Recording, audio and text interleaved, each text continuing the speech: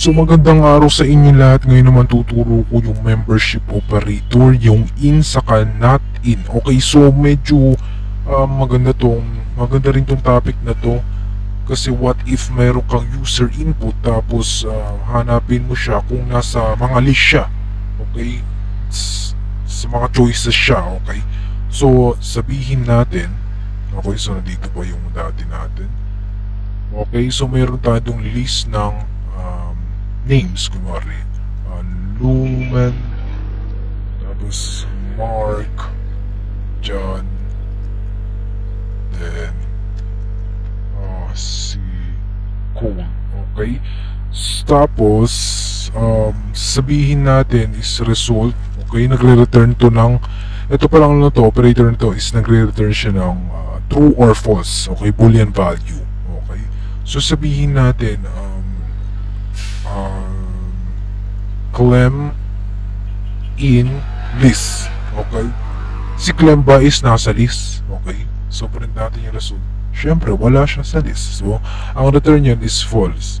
Okay, ganun na siya kasimple. What if si Lumen ang nasa list? Nasa list pa siya, true siya. Okay, what if ganito naman, replace natin ng uppercase. Okay, nasa list pa rin ba siya? Wala na siya, case sensitive siya. Okay, kung meron kayong ganito na meron kayong mga list, I suggest na i-ano nyo muna, i-lowercase. Okay, i-lowercase nyo, tapos kunwari yung user input or yung isang value, i-lowercase nyo that to lower. Okay, to lower, that lower, yan, that lower. Okay, so true na ilalabas dyan. Oh wait, to lower ba?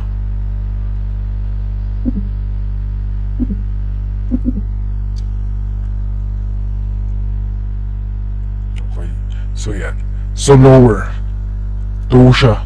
Bakit? Nilower niya muna yan, pinalitan niya muna ng small capital L bago niya tiningnan kung nasa list. Okay, so ganoon lang siya. So yung not naman, okay, so yung not, okay, ginagamit naman siya sa kabaligtaran.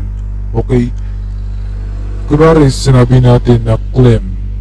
Okay, si Clem ba is nasa list? Wala, so false siya. Pero kapag ginamit natin yung not, okay, si Clem ba ay wala sa list? Siyempre wala, so true yung lalabas dyan. Okay, so ganun lang siya. Okay, so yun lang naman.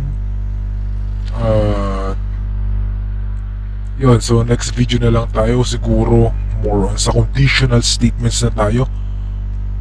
Okay, pag-aaral natin yung iba't ibang different conditional statements. So maraming salamat sa panonood. See you next time sa video.